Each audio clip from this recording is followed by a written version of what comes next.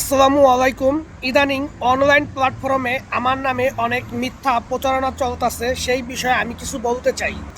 YouTube এবং পত্রিকাতে একটি ছেলে মারা গেছে, এই বিষয়ে অনেক ভাইরাল একটি ভিডিও হইতেছে। তার নাম সম্ভবত রিয়াদ রশিদ।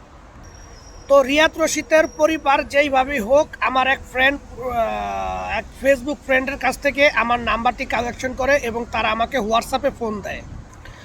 দেওয়ার পর বলে যে ভাই, আমাদের একজন ভাই আছে, তিনি মারা গেছে যুদ্ধে, এমুক এমুক জায়গা থেকে ঢুকছে, তিনি মস্কো থেকে ঢুকছে। তো উনি 5 তারিখে মারা গেছে, তো আমরা তার লাশটা কিভাবে পাই, আমাকে একটু সাহায্য করুন। তখন আমি তাদেরকে বললাম যে দেখেন, আপনারা লাশটা এত সহজে পাইবেন না, কারণ যেখানে একটা লাশ মানে মৃত্যুবরণ করে বা একটা কোনো একজন মানুষ ড্রোনের আঘাতে মারা যায়, ওই লাশটা তাৎক্ষণিক তারা উদ্ধার করে না। ওই লাশটা যখন নিরাপদ হয় বা বেশ কিছুদিন পরে ওই লাশটারে উদ্ধার করে ওইটারে হেড অফিসে পাঠায়। হেড অফিসে পাঠানোর পরে ওই লাশটাকে আবার মর্গে নিয়ে ওইটারে যে আপনার যে মেডিকেল করানো হয়, মেডিকেল করানোর পরে কিভাবে তারা মারা গেছে ওইভাবে একটা মানে ডকুমেন্ট তৈরি করে ওইটারে করে কি তারা তার ব্যাচ নাম্বারের সাথে লিপিবদ্ধ করে রাখে। তো আমি তাদেরকে বললাম, যদি আপনারা রাশিয়াতে আসতে পারেন এবং রাশিয়াতে আইসা আপনাদের আগে যেতে হবে কোন ব্যাটালিয়নের মধ্যে যোগদান করতে, এবং এই দেশের এক একটা ডিস্ট্রিক্ট, এক একটা বিভাগ অনেক দূর, এক একটা বিভাগ থেকে এক একটা ডিস্ট্রিক্ট যাইতে ম্যাক্সিমাম 1000 কিলোমিটার সর্বনিম্ন। তো সেই ক্ষেত্রে আপনার এখানে আসতে হবে, এখানে আইসা আপনাদের রুম ভাড়া নিতে হবে, আপনাদের খাওয়া দাওয়া, তারপর আপনারা গেলেই যে তারা স্বীকার করবে এরকম না। তো সেই ক্ষেত্রে আপনাদের আগে একজন আইনজীবী ধরতে হবে, তারপর আপনাদের এখানে থাকতে হবে, খাইতে হবে, বিমান ভাড়া, এক ডিস্ট্রিক্ট থেকে আরেক ডিস্ট্রিক্টে যাইবেন, আবার যুদ্ধের ইউনিটে যাইবেন, ওইখান থেকে কমান্ডারের পেপার উঠায় আনবেন। সেই ক্ষেত্রে আপনাদের অনেক ব্যয় হইব, অনেক টাকা ব্যয় হইব। তো তারা বললো যে ভাই, কত টাকা ব্যয় হইতে পারে।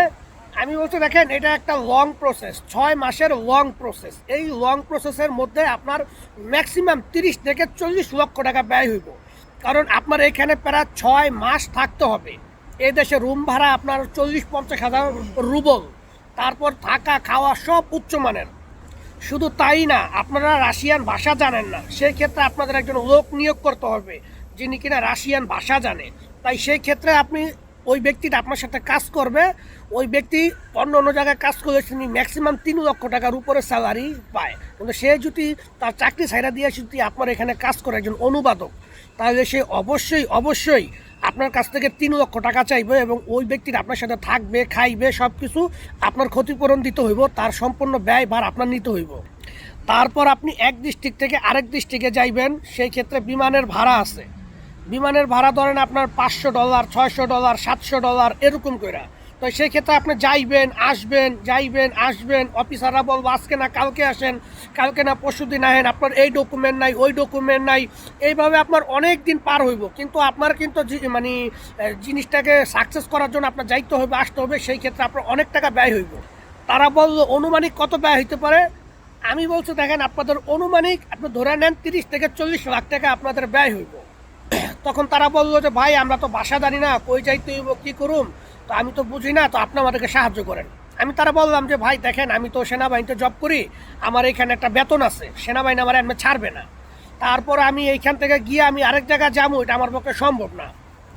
তারপর আমি তাদেরকে বলছি যে দেখেন, এখানে যেই ব্যক্তিটা মারা যায় শুধুমাত্র তার বাবা, তার মা, তার ভাই, তার বোন, তার স্ত্রী সন্তান ছাড়া দ্বিতীয় কোনো ব্যক্তি একজন মৃত ব্যক্তির নামে তল্লাশি দিতে পারে না। আর সেই ক্ষেত্রে তল্লাশি দিতে লাগে, পাওয়ার অফ অ্যাটর্নি লাগে, তারপরে ওই যে ব্যক্তি মারা গেছে ওই ব্যক্তির মা বাবার ডিএনএ মেডিকেল সার্টিফিকেট লাগে। ডিএনএ সার্টিফিকেট দিয়ে তারপর ওই ব্যক্তির মৃত লাশ তল্লাশি করতে হয়। মৃত লাশ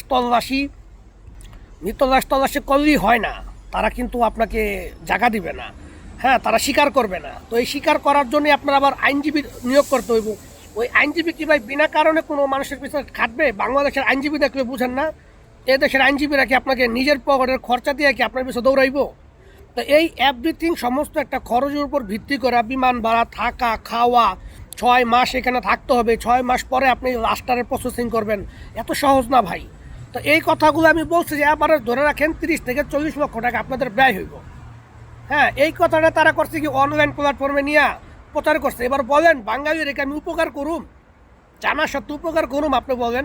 তারা মূর্খের দল, তারা যদি মুরুক্ষের দল না হয়তো তারা আমার কাছ থেকে সাহায্য নিত, তথ্য নিত, কীভাবে কী করতে হবে সেটা নিত। তারা আমার সাথে একবার কথা কইয়া ওইটারই করছে কি, ওই আমার শত্রু মোহন মিয়াজি, যিনি কিনা মোবাইল চুরি করছে, যার ব্যাপারে আমি বলছি দেখা তিনি আমার নামে অত্যন্ত মিথ্যা প্রচার করতেছে, তার কাছে সেটা রেকর্ড করে পাঠাইছে। এবার বলেন বাঙালির আমি কিভাবে ভাই সাপোর্ট করি, কিভাবে তারা আমি উপকার করি? আমি একজন আর্মি, আমি যদি মারা যেতাম আমার পরিবারও তো এইভাবে দৌড়াইতো, ঠিক কিনা? তো আমি তাদের কারো বিষয়গুলো জানাইছি। তাদেরই এক ভাই আমারে ফোন করছে, বলছে ভাইয়া তারা অনেক গরিব মানুষ, তাদেরকে একটু সাহায্য করেন। সেই ক্ষেত্রে তাদেরকে আমি প্রসেসিংটা আমি জানাইছি, আর তারা করছে কি আমার পিছন দা বাস দিছে। তা কী কমো ভাই, বাকি ভিডিওটা আমি পরে বলতাছি।